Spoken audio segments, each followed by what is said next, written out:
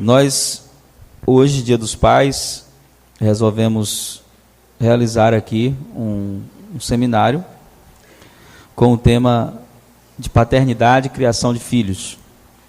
Esse é um tema que faz parte da nossa grade ministerial. Nosso ministério hoje ele é voltado para a família. Então, nós temos várias ferramentas que visam restaurar a família. Quando a família é restaurada, a sociedade é restaurada, a comunidade é restaurada por meio da restauração da casa da família. E a ideia e o projeto de Deus sempre foi família, desde o início.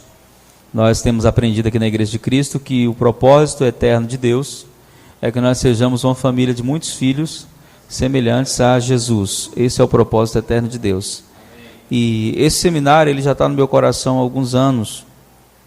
É a primeira vez que a gente está fazendo ele aqui na nossa casa. E isso é muito bom porque a gente começa com vocês recebendo as primícias. Amém? Mas é um assunto interessante do ponto de vista da atualidade, daquilo que a gente tem enfrentado hoje. Nós vamos dividir em 3 partes, serão 3 ministrações, então a gente vai tentar levar aí 40, 45 minutos em cada uma. Espero que a gente consiga. E a gente está gravando justamente porque eu quero que você ouça mais vezes. Algumas verdades, elas não são absorvidas imediatamente. Até porque aquilo que a gente tem ensinado sobre fortalezas mentais e quebra de paradigmas. Quando você tem um padrão de pensamento estabelecido por 20 anos, não vai ser 20 minutos que vai mudar isso. Nós aprendemos isso com o pastor Dan, que a informação é quando nós ouvimos pela primeira vez. Quando nós ouvimos algo pela primeira vez, isso é informação. E a informação, ela não altera a nossa vida. Ela até nos impressiona, ela deixa a gente alegre, dizendo, nossa, que negócio forte. Mas a informação, ela é coletiva. E eu gosto de uma fala do Oral Roberts, que ele disse que a informação, ela só te faz mais culpado. Antes você era inocente, porque não sabia. Agora que você sabe e não faz, piorou tudo. Porque a informação só nos torna mais culpados. E o grande desafio é transformar a informação em revelação, que é quando você começa a praticar aquilo que você ouviu. E essa parte é a parte mais desafiadora, que é o exercício, a prática. Quando você consegue consolidar isso na sua vida, isso se torna uma realidade. E quando se torna uma realidade, fica fácil ensinar, transferir para outras pessoas. E muito do que a gente vai falar aqui é resultado dessa experiência, né, com o Senhor, de viver uma vida dedicada ao ministério, a cuidar de pessoas, a cuidar da família. E nós temos visto que 99% dos problemas existenciais começam no seio da família, na casa. Isso é fato. Se você for estudar todas as histórias que a gente conhece de libertação, de pessoas que foram libertas dos mais diversos tipos de pecados, geralmente começou na casa, por alguma experiência que ela teve, que marcou ela de uma maneira tão forte, que ela não conseguiu se libertar daquilo e caminhou a vida inteira refém daquela situação, daquela circunstância. E nós vamos falar de alguns temas. O material que eu vou usar não é meu, totalmente, claro que tem algumas coisas que são minhas, mas são fontes de pesquisas, de estudos que a gente fez com algumas pessoas que têm um papel importante nessa área de educação familiar e estudo do comportamento humano. Uma das pessoas que eu quero indicar é o Sérgio Sinai. O Sérgio Sinai, ele é argentino, ele é um educador, ele não é cristão.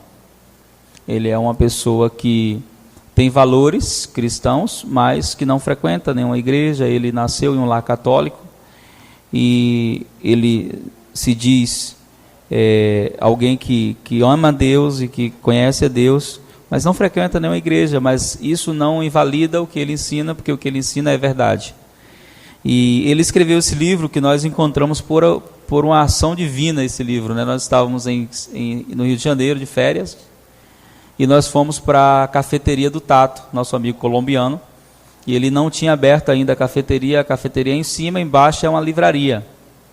E o meu lugar preferido é livraria, né? Eu não me sinto tentado em loja de roupa, em loja de tênis, mas em livraria eu fico correndo perigo para não gastar.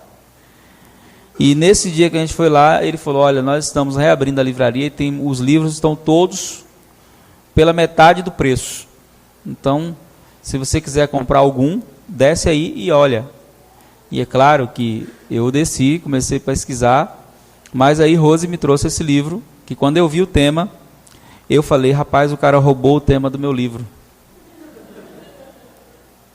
Porque o tema que ele colocou aqui é o tema de uma das minhas ministrações sobre paternidade. O tema é a sociedade dos filhos órfãos. Quando eu vi, eu disse, nossa, nem perguntei o preço, eu disse assim, esse aqui eu quero. E eu já li metade dele. Sabe aquele livro que você não consegue ler? Porque você vai lendo o capítulo e você tem que parar, estudar e anotar e voltar e ler de novo. É esse livro aqui, para mim, dentro dessa área da orfandade. E ele trata alguns assuntos muito importantes. Ele diz aqui na capa, né? Quando pais e mães abandonam suas responsabilidades. Então, para ser órfão, o pai não precisa estar morto. Então, eu costumo dizer na minha palestra que nós temos uma geração de órfãos, de pais vivos, de viúva, de marido vivo. Está vivendo isso. E ele trata alguns temas muito interessantes. Eu vou ler só uma parte do livro que eu achei muito interessante aqui, que é uma parte que eu separei aqui para ler para vocês, sobre aqueles que desejam ter filhos. Um conselho que o Sérgio dá. Então, os capítulos são os órfãos que nos cercam. Na introdução ele fala sobre as pessoas que estão clamando por paternidade à nossa volta. O capítulo 1 é uma pergunta, né? Basta ter filho para ser pai? Onde ele fala que a paternidade não está ligado a ter filho. Pelo contrário, você pode ser filho, ser pai, sem ter filho. Na verdade, o mundo hoje precisa de pai. O capítulo 2 é pais à deriva, filhos sem ninho. Capítulo 3 é os filhos órfãos têm pais. Capítulo 4 é pais consumidos, filhos consumistas. Capítulo 5 é os filhos espelhos que fitam seus pais. Capítulo 6 é pais que não educam, filhos que não amadurecem. Capítulo 7 é pais distraídos, filhos doentes. Capítulo 8 é pais amigos dos filhos, uma confusão sem limites. Até onde a amizade com o filho prejudica a educação. Isso é muito forte, eu gostei desse. Capítulo 9, transformar-se em pais e mães de nossos filhos. E o final, né? Um homem que não deixou órfãos. É o último capítulo. Isso é muito bom. Um homem que não deixou órfãos. Eu não quero deixar órfãos. Amém? E o outro material que nós vamos usar é de um psiquiatra que é muito respeitado do Brasil, que é o Dr. Luiz Carlos Marcos. Esse artigo, ele ministrou muito a minha vida, porque quando eu comecei a ler, eu comecei a descobrir que as realidades que esse homem fala aqui, elas são verdadeiras na nossa sociedade. Eu estou cuidando de muita gente que é órfã de pai vivo.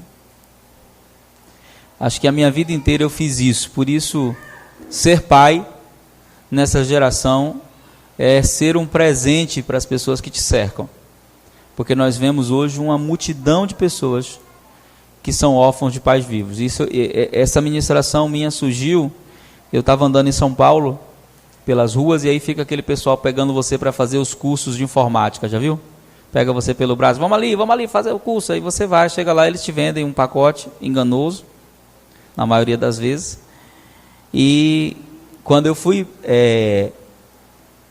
abordado por essa moça, e ela insistiu tanto, e eu disse assim, tá bom, eu vou. Então eles levam você até uma consultora da empresa, né, assim? E a consultora da empresa tem a proposta de te vender a ideia. E para me vender ideia, tem que ser bom vendedor, porque eu não sei vender produto, mas ideia, eu sou bom. Então, ela começou da maneira errada, porque na época eu trabalhava de gari. E as pessoas têm a ideia de que trabalhar de gari é trabalhar numa profissão baixa da sociedade. E aí, quando a gente começou a conversar, ela me perguntou o que eu fazia e ela tentou me humilhar, né? Você quer ser gari pro resto da vida? Eu falei, depende. Ela disse, depende de quê? Eu falei, depende do resultado. Eu falei, você ganha quanto aqui? Aí ela, não, você ganha quanto aqui para estar aqui me perguntando? Eu ganho X. Eu falei, eu ganho o triplo do que você ganha. Mas eu não preciso trabalhar o quanto você trabalha. Eu falei, sério? Que hora você chega aqui? E aí ela começou a falar que chegava muito cedo e saía muito tarde. Aí eu fiz uma pergunta para ela, você tem filhos? Ela disse, eu tenho uma filha. Como é que sua filha se sente com você tanto tempo fora de casa? Eu sei que a conversa terminou com ela chorando e eu orando por ela, né? Porque eu convencia ela de que a filha dela era uma órfã de mãe viva. Já tinha a ausência do pai, porque ela era mãe solteira. Então essa criança que ela disse, mas eu estou trabalhando muito para dar uma vida melhor para minha filha. Sério? E se ela quiser uma mãe melhor ao invés de uma vida melhor? Eu falei, sua filha já tem um déficit emocional de não ter o pai presente. Você não vai conseguir ser pai e mãe porque ninguém consegue, essa história é mentira. Eu fui pai e mãe, não tem como ser pai e mãe. Você só tem como ser o que Deus criou para ser. Você pode até desempenhar as funções, mas você não vai conseguir suprir todas. A nossa última ministração fala sobre o papel do pai. A de hoje, a última. O quanto o papel do pai pode destruir ou construir uma pessoa. Então, eu saí dali daquela conversa com uma meditação no coração, isso tem mais de 10 anos, quase 20 anos, de que existia uma geração de órfãos de pais vivos. De pessoas que têm pai e mãe, do ponto de vista social, mas não tem pai e mãe do ponto de vista emocional. Então, um dos maiores erros que a sociedade capitalista cometeu foi terceirizar a criação das crianças. Claro que a gente tem que pagar alguém para cuidar se você trabalha, mas onde é que entra o erro? É que os pais não conseguem associar o papel do cuidador do papel do pai e da mãe. E às vezes a gente coloca alguém para cuidar dos nossos filhos, que nunca vai dar para eles o que eles precisam de verdade. E aí, o Salmo 127 diz assim, versículo 3, os filhos são herança do Senhor, e o fruto do ventre é um presente de Deus. O bem mais precioso que você recebe são seus filhos. Não tem nada mais precioso, eu tenho ensinado que os maiores presentes que Deus nos dá são pessoas. Todo filho é um presente. Todo filho é um presente. Eu tenho ensinado que quando um filho é anunciado, um novo tempo se inicia. Gravidez não empobrece. Gravidez não coloca a gente num nível de miséria. Isso é uma mentira, porque o país que mais produz filhos é Israel, e é o povo mais rico da terra.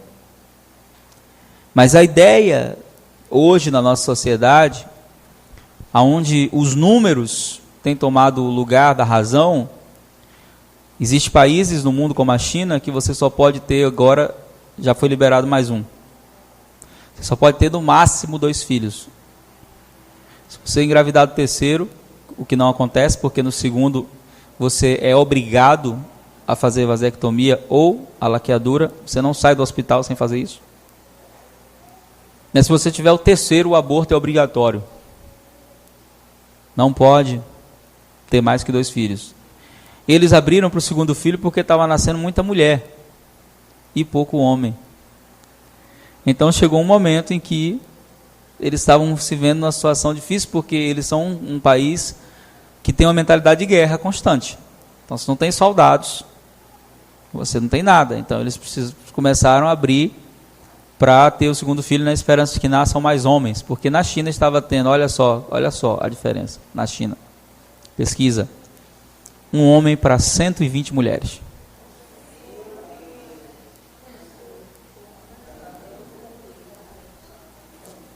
Diferença exorbitante.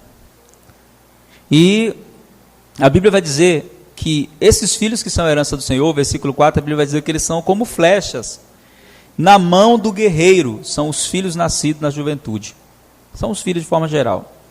Eu gosto desse texto porque esse texto ele divide três funções. Ele fala das flechas, ele fala do valente guerreiro, que é o Senhor, e o arco, que são os pais. Você sabe que o alcance da flecha depende de 3 coisas. Primeiro, do quanto a flecha é perfeita, ela não pode ter nenhum desvio.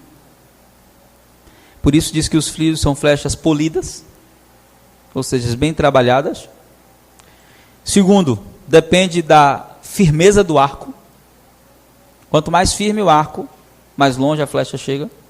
E terceiro, depende da força do arqueiro. Quanto mais forte o arqueiro, mais longe a flecha chega. Então, aqui existem três figuras. Os filhos como flecha, os pais como arco e Deus, o Senhor, como o arqueiro. Os nossos filhos vão chegar ao seu destino se nós formos arcos firmes. Se os pais tiverem uma postura de firmeza, então os filhos vão alcançar o alvo que o Senhor tem para eles. Uma das maiores graças que o Senhor nos deu, eu considero de todos os presentes da família, o maior foi termos filhos conhecendo Jesus, eu e minha esposa. A gente sempre foi questionado por que a gente teve 5 filhos. Todo lugar, pessoal, 5 filhos. Na sociedade de hoje, e não foi acidente, não foi porque não tinha televisão em casa. Nós queríamos 5 filhos, tanto eu quanto ela. Quando nós casamos, nós queremos quantos filhos? 5 filhos. A gente não tinha ideia do que seriam esses filhos. A gente queria que fosse 3 homens, ou 3 meninas e 2 homens, mas não foi. Então veio Dani, Dan, Rai, Davi, Raquel. Cada filho era celebrado da seguinte maneira: todas as vezes que a gente descobria que estávamos grávidos, nós iniciávamos um processo de oração por eles. Todos eles. Nesse processo de oração, durante esse processo de oração, nós orávamos pelo destino profético deles, os 9 meses. Era 9 meses de oração. Orávamos pela pessoa com quem eles vão se casar. Já orava. Estava na barriga e dizia assim: Senhor, o Senhor vai preparar uma pessoa que vai se encaixar no teu projeto, no teu plano. E orávamos 9 meses por quem eles iriam se casar. Orávamos pelo destino profissional deles. O que é que eles vão ser? Apesar de sermos pastores e amamos isso, claro que se você perguntar, você queria, pastor, que todos eles fossem pastores? Sim, claro. Até porque eu amo ser pastor e eu sei que ser pastor é um presente de Deus. Eu não queria ser outra coisa a não ser pastor. Mas eles têm liberdade de escolher o que eles querem fazer, contanto que eles usem isso para a glória de Deus. Você pode fazer qualquer coisa, mas eles têm que usar isso para a glória de Deus. Então, Dani hoje faz faculdade de dança. Aí um amigo meu me disse assim, né? Mas dança não dá dinheiro? Eu disse, não, mas ela não está fazendo para ganhar dinheiro. Ela está fazendo porque é o que ela ama. Ela ama dançar. E desde criança que ela dizia que ia fazer universidade de dança. O dinheiro vem como resultado daquilo que você ama. E aí quando você faz o que você ama, você não trabalha nem um dia na vida, né, Deise? A gente estava conversando na vinda e Izzy disse assim, desde que Deise era pequenininha, ela dizia, quando eu crescer, eu vou ser veterinária. Você não pode tirar isso do coração da criança. Isso é um sonho. Dan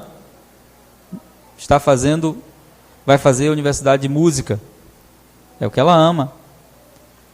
Os outros a gente não sabe ainda. Mas todos eles têm liberdade de escolher o que eles querem. Contanto que eles usem isso para a glória de Deus. Porque nós sabemos que desde que eles eram ainda fetos, lá dentro da barriga da mãe, eles já estavam debaixo de cobertura de oração. Para que o destino deles fosse completo em Deus. E eles conseguissem alcançar como flecha o destino deles. Então, uma das coisas que nós fizemos que foi maravilhoso na nossa casa, e todos vocês conhecem a nossa família, foi cuidar dos nossos filhos como discípulos de Jesus. Nós entendíamos que se nós falhássemos com eles, nós estaríamos falhando com Deus. Então, nós, sempre que tratávamos da disciplina, ou de qualquer outra coisa, nós não tratávamos pensando na educação apenas, mas pensando no destino deles com Deus. Até porque nós não sabemos quem estamos criando. Você não tem ideia de quem você está criando. Você pode estar criando o próximo presidente da República. Você pode estar criando o próximo William Billy Graham. Você pode estar criando o próximo homem que vai trazer o avivamento para o mundo inteiro. Você não sabe quem você está criando. Você não tem ideia. Você não sabe quem é a pessoa que você está criando. Então, se você pensa no seu filho apenas como seu, primeiro que isso é egoísmo. Porque o filho não é seu. Aqui está dizendo que ele é do Senhor. Então, você vai desenvolver algo doentio, onde você vai super proteger, onde você não vai ensinar a criança a tentar. Eu estava aqui admirado com Belinha ontem. Ela tomou umas 10 quedas enquanto eu estava aí fora. E ela não chorava. Aí eu disse assim, ela não chora quando ela cai? E a Amanda disse, não, porque desde pequenininha, quando ela caía, a gente cantava uma musiquinha para ela. Como era a musiquinha? Cair, levantar, cair, levantar, cair, levantar. Quando essa criança crescer, que ela tiver qualquer queda emocional, que a gente cai emocionalmente, ela vai levantar. Porque ninguém foi lá. Você ensinou para ela, né? E aí o John Maxwell fala algo interessante, que na vida todo mundo cai. O importante não é cair ou não cair, é o que você faz enquanto está caído. Aproveita que caiu e imagina o que foi que me levou a cair para não cair nunca mais. A queda é inevitável. Agora, como você vai se levantar depois que caiu, é outros 500. E eu gosto muito desse conceito dele. Você não tem como evitar a queda. A gente cai por vários motivos. Aí ele brinca, ele diz, às vezes a gente cai porque alguém bota o pé, e a gente não vê e cai, alguém que te prejudica. E aí o que a gente faz? Ao invés de se levantar, fica colocando a culpa em quem derrubou. Ah, você botou o pé, não esquece quem derrubou. E fica atento. E segue a vida. Porque vai ter sempre alguém querendo colocar o pé para você cair. Aprende a pular. Então, é interessante a maneira como a gente forja o caráter dos nossos filhos. E esse estudo que eu estou aqui, eu vou mandar para vocês, no grupo da igreja. Ele começa dizendo assim, ó, há uma tragédia silenciosa em nossas casas. Há uma tragédia silenciosa que está se desenvolvendo hoje em nossas casas e diz respeito às nossas joias mais preciosas. Nossos filhos. Nossos filhos estão em um estado emocional devastador. Nos últimos 15 anos, os pesquisadores nos deram estatísticas cada vez mais alarmantes sobre o aumento agudo e constante da doença mental da infância, que agora está atingindo proporções epidêmicas.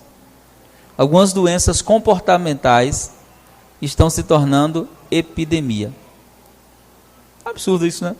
Mas é a realidade. As estatísticas são: 1 em cada 5 crianças tem problemas de saúde mental, mas não é que elas têm um problema físico. Elas desenvolveram uma doença mental consequente da má criação. Ela se tornou alguma coisa que ela não é, só porque ela não foi criada da maneira certa. Um aumento de 43% no TDAH. Quem sabe o que é TDAH? Transtorno de quê? De atenção e hiperatividade. 43% crescimento entre crianças. E aí entra um dos piores recursos.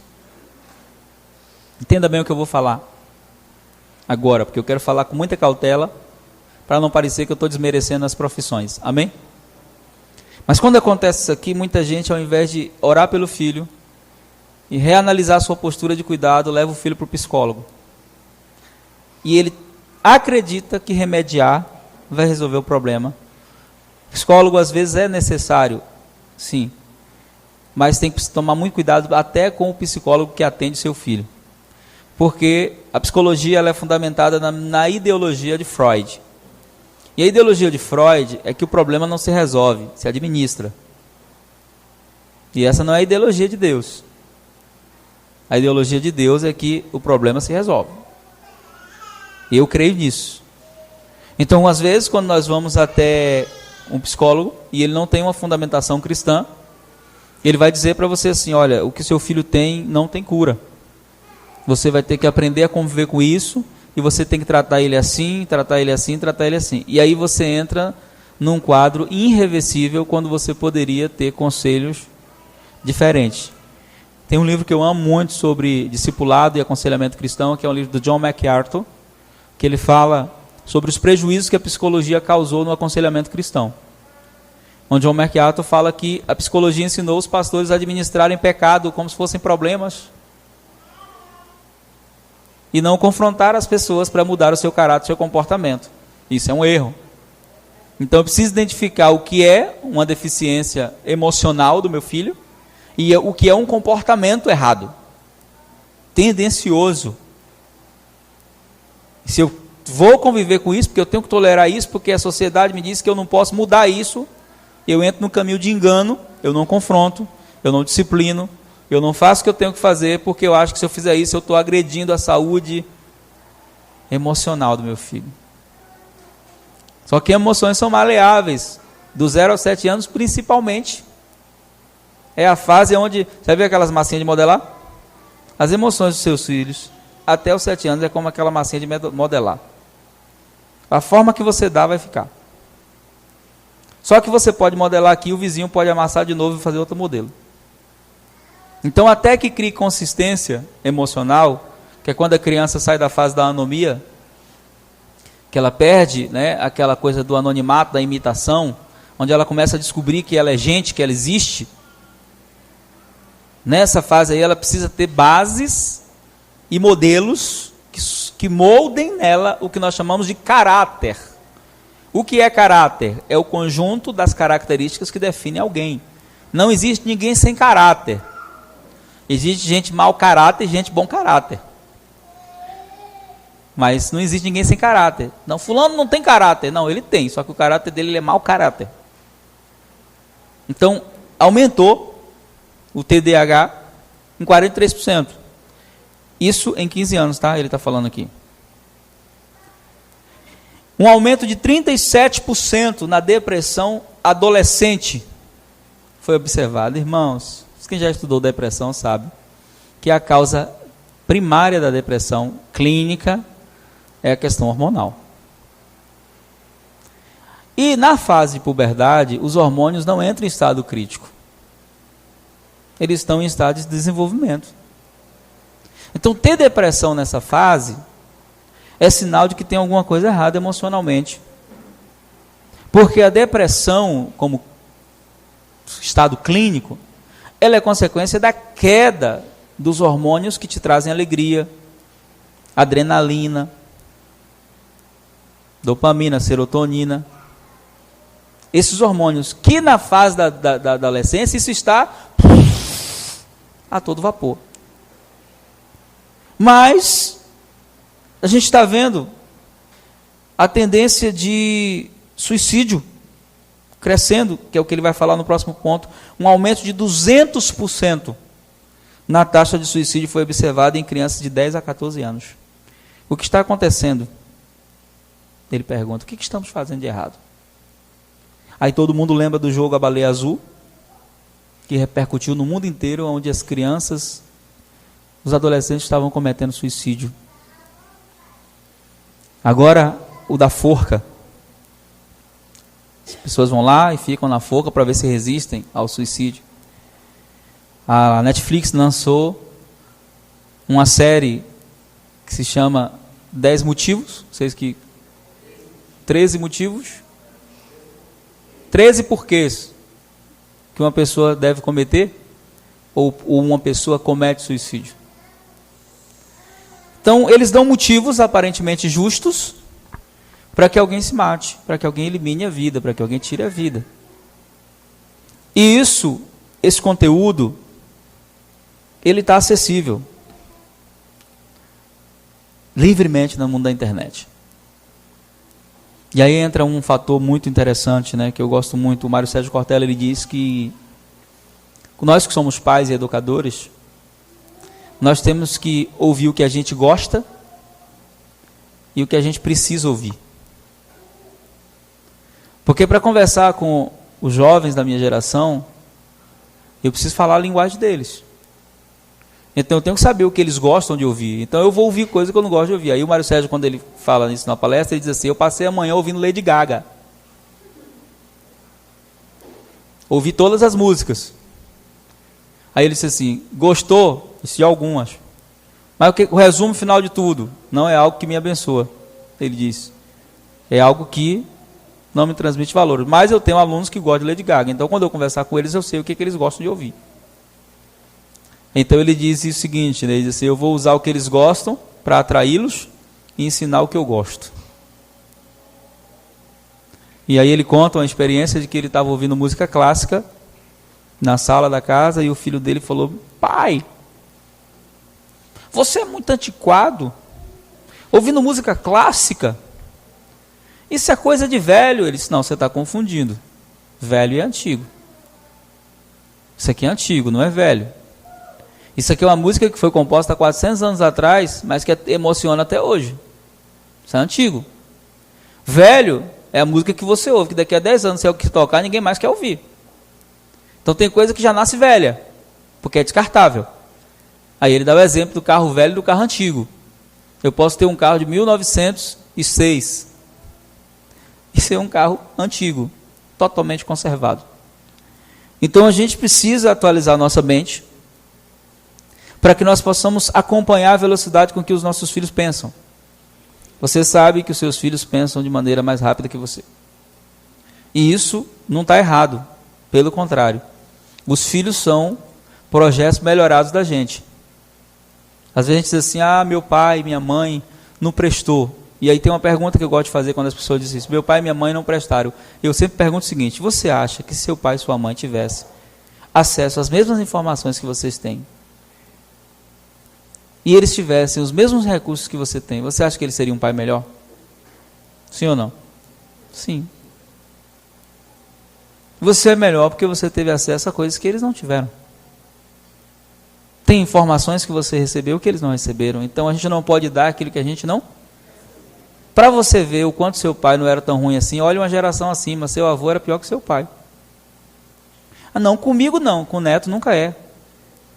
Com o neto nunca é. Com o neto. Não conheço um avô que seja ruim com o neto. Sabe por quê? Porque todo avô cuida dos netos com a sensação de que deve algo para os filhos. Então, como eles já estão mais maduros, eles fazem com os netos o que nunca fizeram com os filhos. Tem avô que, quando era pai, nunca rolou no chão com o filho. Aí o neto monta nele, faz ele de cavalinho.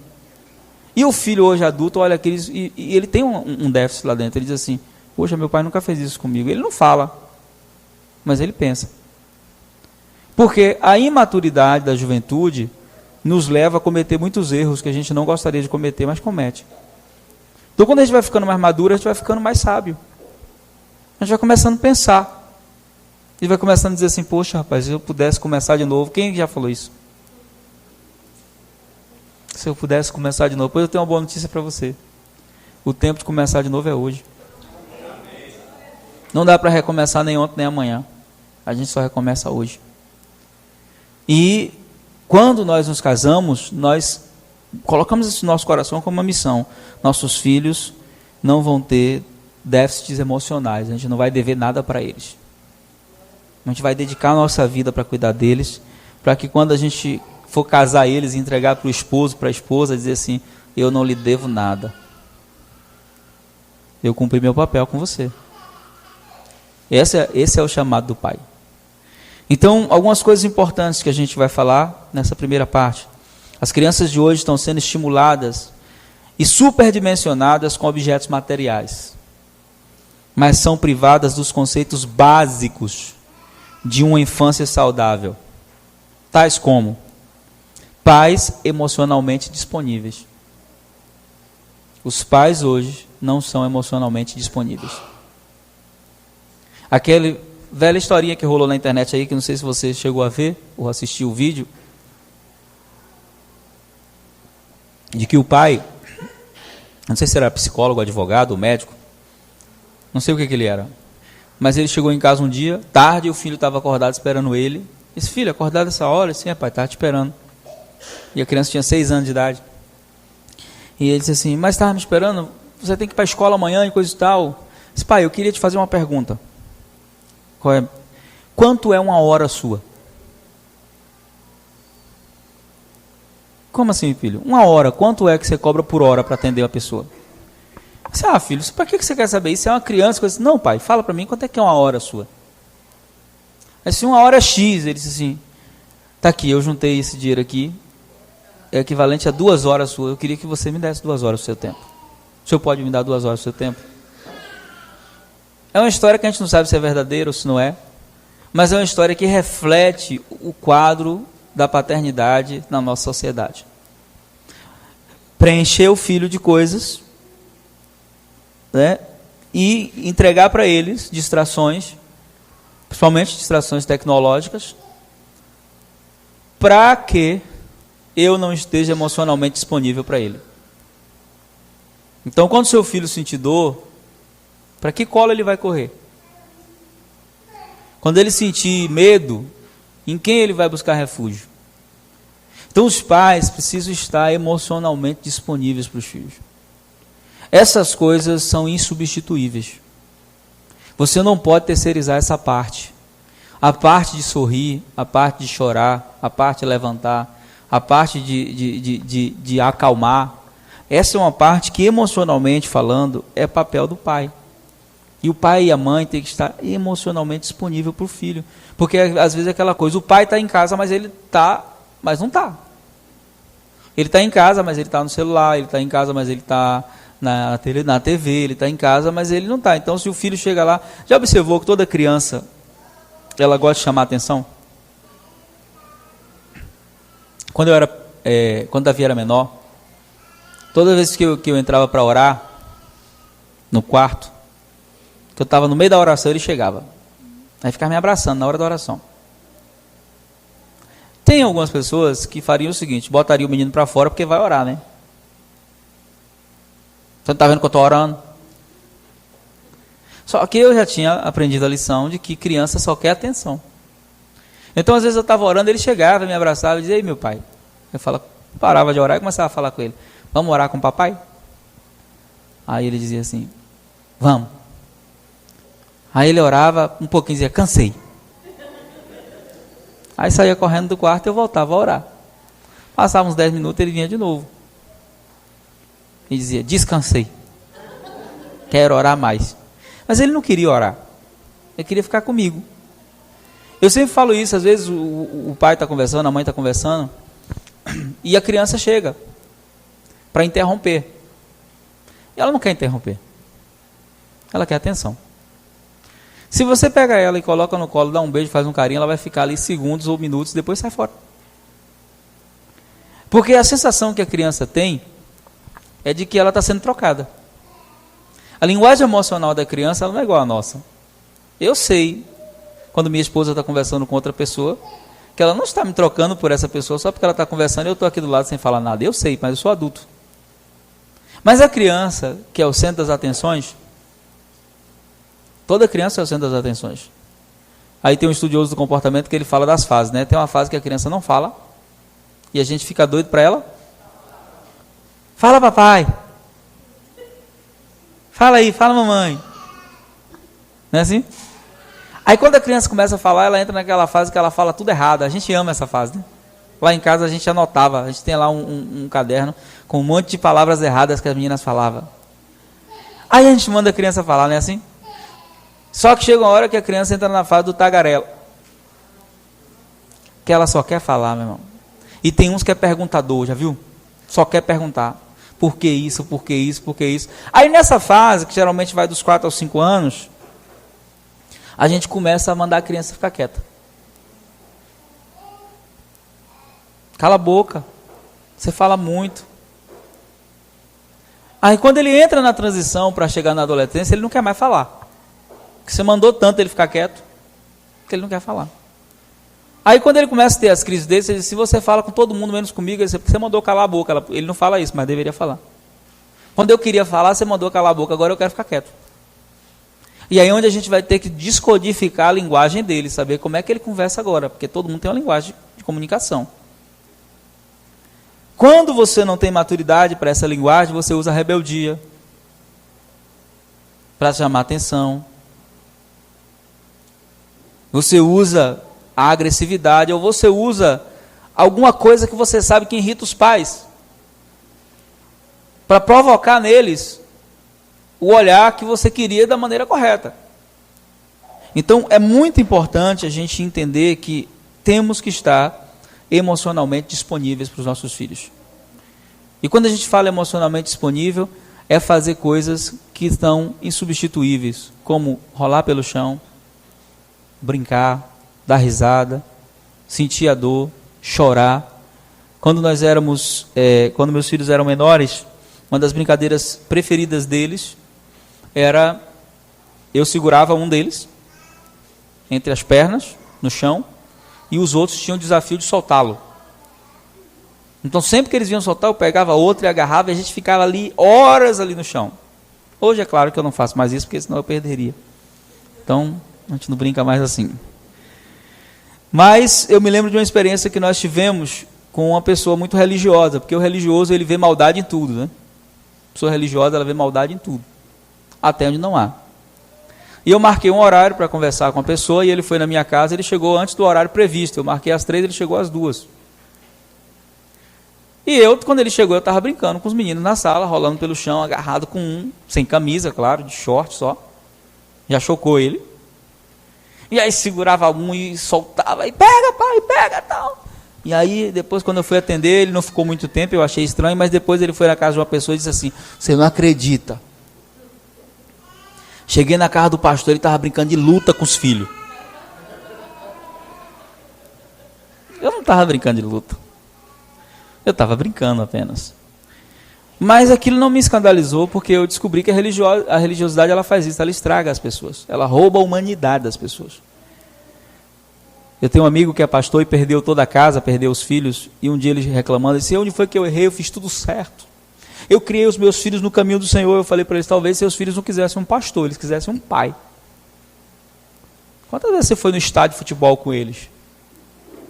Quantas vezes você foi na praia? Quantas vezes você foi fazer qualquer coisa com eles que tivesse na necessidade deles, não na sua? Então, estar emocionalmente disponível é ouvir o coração do seu filho. O que é que ele gosta de fazer? Às vezes o filho tem um sonho besta. Você já foi criança, você teve muito sonho besta. Ah, pai, eu queria ir fazer isso, tal coisa. Faça. Você não vai perder nada. Se não fere os princípios de Deus, se é algo... Ah, mas eu não gosto disso, é porque você está velho.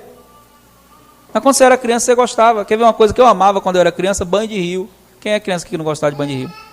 Hoje, quando eu vou com eles, eu fico fora, olhando eles tomar banho. Eu não tenho o mesmo prazer de antes. Sinal de que eu estou ficando velho. Mas eles amam. Eu fugia escondido, tomava surra de manhã. Manhã me buscar no rio para me bater, porque eu ia tomar banho no rio. Agora velho, não gosto mais, mas eles gostam. O que é que eu faço? Todo ano nas férias, levo eles para tomar banho de rio. E aí invento as coisas mais loucas possíveis para eles se divertirem. Vamos se divertir. O que é que eu estou fazendo? Eu estou construindo memórias que um dia eles vão lembrar e vão sentir saudade. Estou construindo memórias neles. Memórias são construídas. Então, todo ano, quando a gente sai de férias, a gente vai arrancar um burro, a gente vai para o mato. Eu faço coisas com eles que eu digo assim, isso é loucura, mas vamos fazer. Vocês querem fazer o quê? A gente vai fazer isso, aí vamos lá. A Rose é mais velha do que eu, nesse aspecto. Eu não vou, porque misericórdia, não sei o quê. Minha filha, você está ficando velha. Então, a gente vai e faz o que eles precisam fazer, como criança.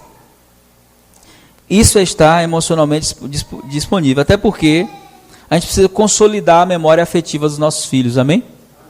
Existem necessidades que são básicas do ser humano emocionalmente falando. Você tem necessidades fisiológicas, que se você não fizer elas, você morre. Você tem necessidade de comer, você tem necessidade de beber água, você tem necessidade de ir ao banheiro. São necessidades físicas. Assim como a gente tem necessidade física, a gente tem necessidade emocional. Uma das necessidades emocionais de toda criança é a necessidade de pertencer. Ela quer sentir-se parte de algo, por isso ela compete, ela não sabe conquistar o espaço dela, então ela vai na agressividade algumas. Se ela não pertence a você, se ela não tem essa certeza de que é amado, ela vai entrar numa fase onde ela vai tentar chamar a atenção de outra maneira. Então você precisa estar emocionalmente disponível, amém? Outra coisa que os pais precisam fazer, limites claramente definidos. Liberdade sem responsabilidade destrói. Então os seus filhos precisam de limites. Se você não dá limites para eles, eles não vão saber respeitar limites. Então liberdade sem responsabilidade faz o quê? Destrói, é autodestrutivo quando você dá liberdade para uma pessoa que não tem responsabilidade. Então a sua liberdade vai até onde a sua responsabilidade me diz que você tem liberdade. Nani e Neide não vai sair de casa, chamar Guilherme e dizer assim: Guilherme, você vai ficar em casa hoje cuidando de Benjamin. Olha. Cristal, você vai ficar em casa hoje cuidando de Pérola. Não imaginou? Quando você voltar para casa, aconteceu alguma tragédia, tenha certeza. Porque a idade não permite responsabilidade. Não permite. Mas a responsabilidade tem que começar a ser ensinada nessa idade. Responsabilidades tais como ensinar a arrumar a própria cama, escovar os dentes. Você sabia que eu tenho um amigo meu que ele é pastor, foi morar no Japão. Ele disse assim: rapaz, eu fiquei com raiva no Japão de muita coisa. A minha maior raiva é quando eu levava meu filho na escola, porque os pais só podem acompanhar os filhos até o portão. Eles não podem passar do portão. E aí, para entrar na escola, as crianças ficam em fila e tem que estar com o cadastro devidamente amarrado, a roupa por dentro, cabelo preso, tudo certinho. E se o cadastro estiver desamarrado, nenhuma outra criança pode ajudar. E a fila não anda até que ele amarre o próprio cadastro.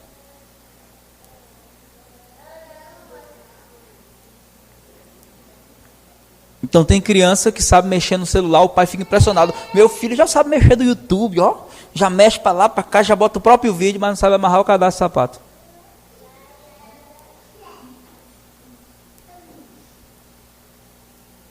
Tem nada de bonito nisso. Nada de bonito.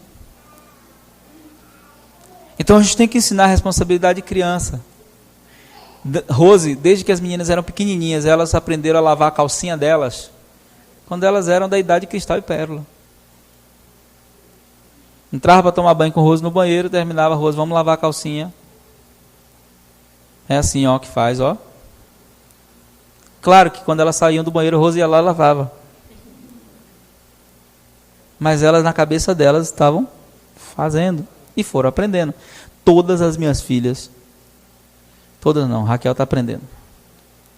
Mas minhas filhas cozinham muito bem.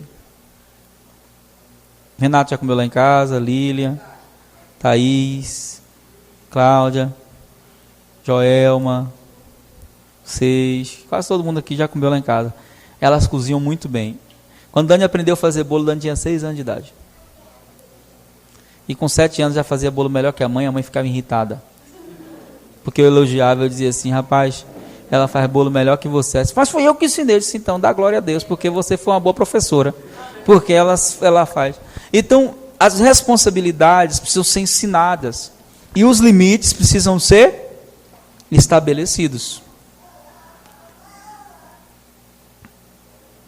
Deixa eu ver aqui para não me perder. Então, os limites precisam ser estabelecidos. Hora de dormir, hora de acordar, hora de comer. Limites. A gente não faz isso, acha que não, deixar. Não, você tem que estabelecer os limites para os seus filhos. Uma parte que eu achei interessantíssima que ele colocou aqui, que eu acho que é onde os pais têm pecado muito na nossa geração. Ele colocou: nutrição equilibrada e sono adequado. Seu filho come bem? Ou só come porcaria?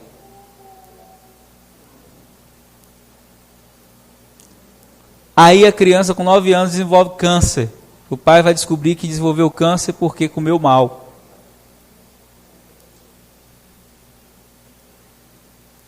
Então as comidas, a nutrição, o responsável pela nutrição dos seus filhos é você. Ah, pastor, mas meu filho gosta de comer. Todo mundo gosta de comer, irmão. Agora o que vai comer é outra coisa. Então essa coisa de que eu coloquei no prato, a criança não comeu. Lá em casa nunca teve isso.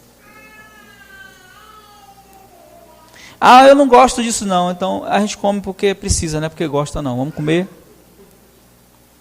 Agora o desafio é com o Anthony, né? Bota a comida lá. Não, isso aqui eu não como não. Aqui você come. Você só vai levantar aí quando você terminar seu almoço. Por quê? Porque a responsabilidade da nutrição é dos pais. Dos pais. Nessa parte de nutrição, gente, a informação hoje ela chega com uma velocidade muito grande na gente. A gente só se quiser. Aí o Dr. Lai Ribeiro diz o seguinte: criança até os 10 anos não deve tomar refrigerante. Mas o cara diz que nada, esse cara é fanático. Não, o cara não é fanático. O cara é formado na maior universidade do mundo e é o considerado no mundo inteiro como um médico respeitadíssimo. Se você se acha mais inteligente que ele, aí é outra coisa. Isso é uma questão de ideologia. Amém? Mas aí o cara não diz só que você não deve, ele diz o porquê não deve. E ele prova biologicamente de que os ossos estão em desenvolvimento até essa fase e que o refrigerante faz é destruir a essência do cálcio dos ossos. Aí os dentes ficam podres mais rápido, os ossos ficam frágeis, e a criança, quando entra na fase onde ela vai precisar fazer exercícios, ela não desenvolve, porque ela não tem força nos ossos, porque ela tem osso de galinha de granja, que é diferente do osso de galinha de quintal. Quebre um osso de galinha de quintal no dente que eu quero ver. Aí ele diz: por que essas crianças têm osso de galinha de granja? Porque elas comem igual pinto de granja. Ela come hormônio, ela não come comida, ela não come alimento de verdade.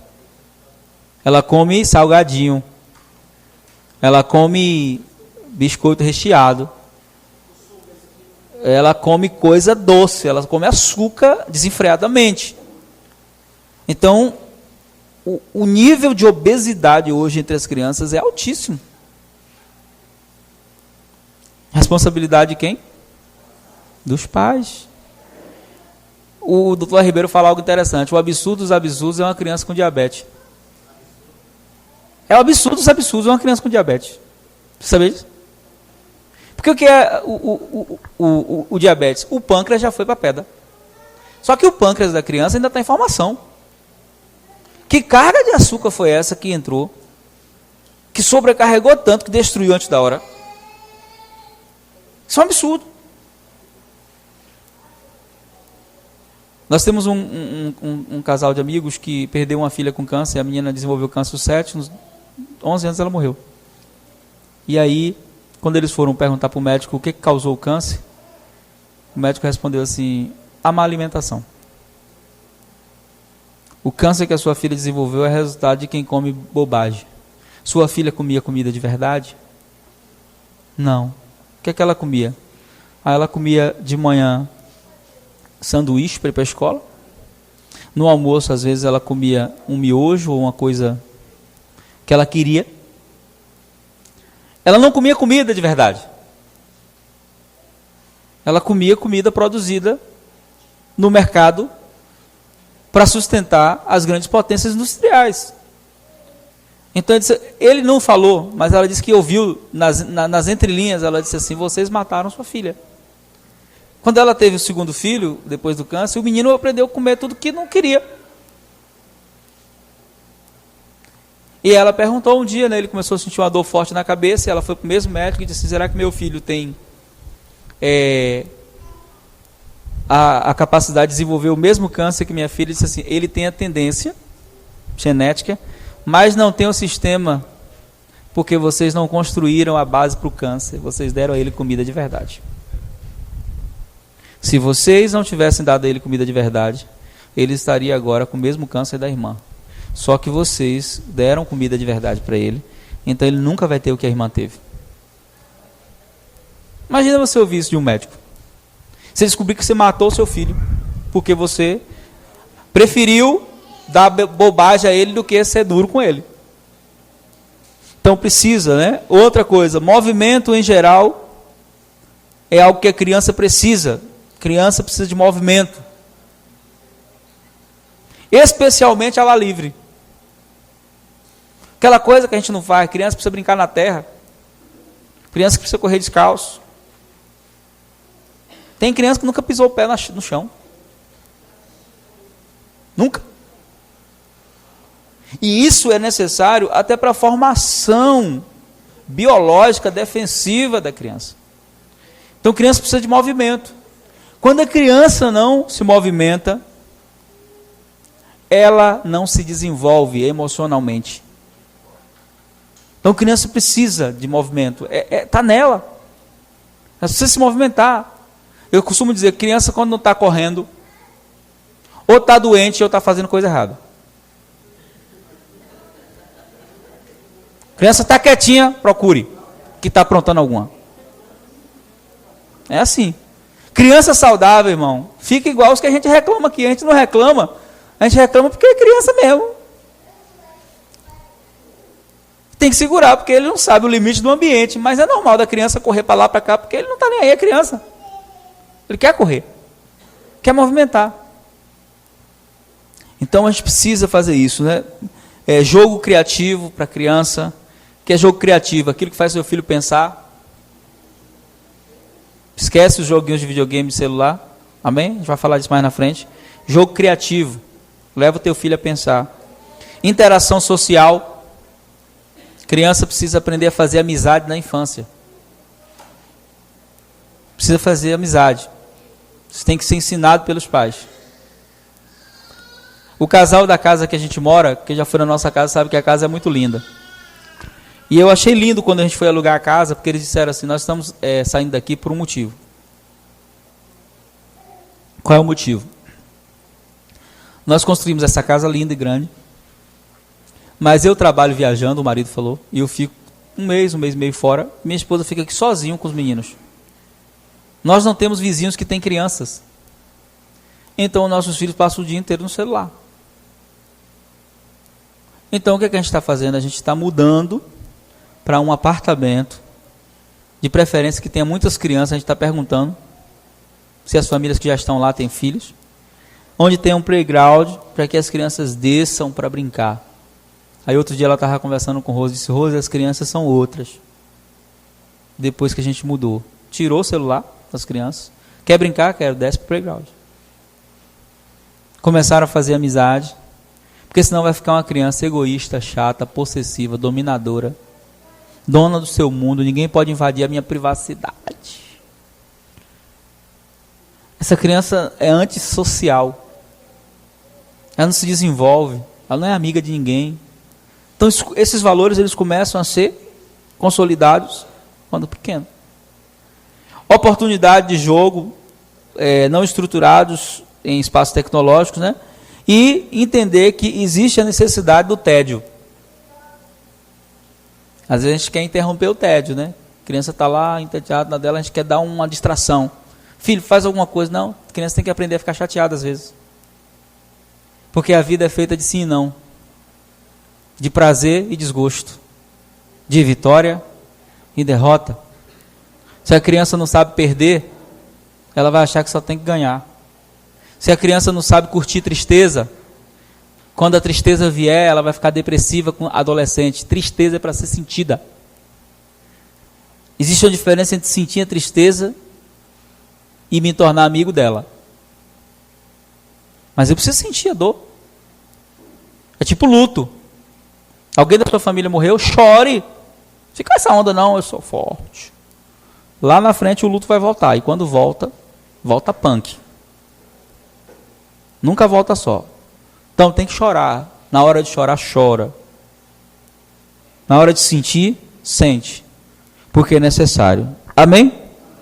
Então, o que aconteceu com com as crianças por conta dessa ausência dos pais nessas áreas. Em contraste, nos últimos anos, as crianças foram preenchidas com pais digitalmente distraídos. Pai, fala, filho. Você me ama? Sim, filho. Ele nem ouviu o que o filho falou. Pais digitalmente distraídos, conectados a pessoas distantes e negligenciando as pessoas mais importantes que estão perto. A gente não faz isso só com nossos filhos, não. A gente faz isso com muita gente. A gente faz isso na mesa de amigos. Todo mundo no restaurante. Vamos sair para comer juntos, gente, vamos. Aí chega lá, senta todo mundo, cada um pega seu celular e fica batendo papo com alguém que nem está ali. Que isso? Aí a gente criou uma regra, né? Quem pegar no celular primeiro paga a conta. Então, se você quer pagar a conta, pode ficar à vontade. Já que você não vai estar aqui mesmo, né? A gente desfruta. Então, pais digitalmente distraídos, conectados com o mundo e desconectados com as pessoas que eles amam. Valorizando pessoas de longe e esquecendo das pessoas de perto. Só que isso não acontece só com os filhos, acontece no casamento, acontece por aí vai.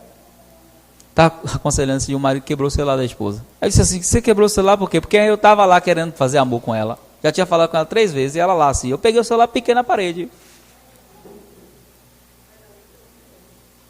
Ele não podia fazer isso com o meu iPhone? Ia ser melhor do que ele ter feito com a sua cara, você não acha não? Porque tem homem por aí, você dá sorte que ele não é desse, que quebraria ele, mas em outro lugar. Mas esse era um padrão de todo dia, deitava na cama, cada um, né? Ele disse assim, eu trabalho com tecnologia o dia inteiro, ele falando, né, para mim. Eu trabalho com celular, eu tenho que me comunicar todo dia, mas quando eu entro no meu quarto, o cara não é crente, tá? A mulher é. Ele disse, quando eu entro no meu quarto, eu desligo o celular. Coloco ali na cabeceira para carregar, desligado. Quem me chama depois que eu entrei no meu quarto não vai ser atendido.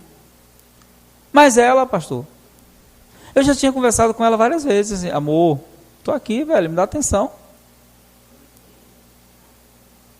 Aí ele dizia, eu vou quebrar esse celular. Ela achava que era mentira, porque foi um iPhone, né, que ele deu de presente para ela. Quebrou, depois ele deu outro, mas ela aprendeu a lição. Mas isso que acontece nos casamentos, acontece com os filhos. Pais digitalmente distraídos ali, ó. Ensinando para o filho, às vezes, padrões que eles vão repetir. E às vezes, quando o filho está no celular, o pai diz assim, me dê atenção.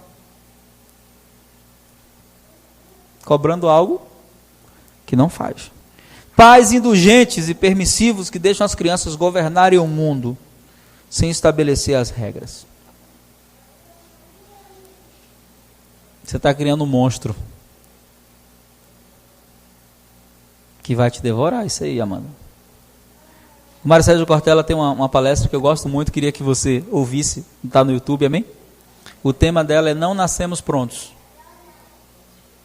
A gente vai ter que dar um intervalo aqui, né, na gravação. Só falar aqui do Mário Sérgio. Não nascemos prontos.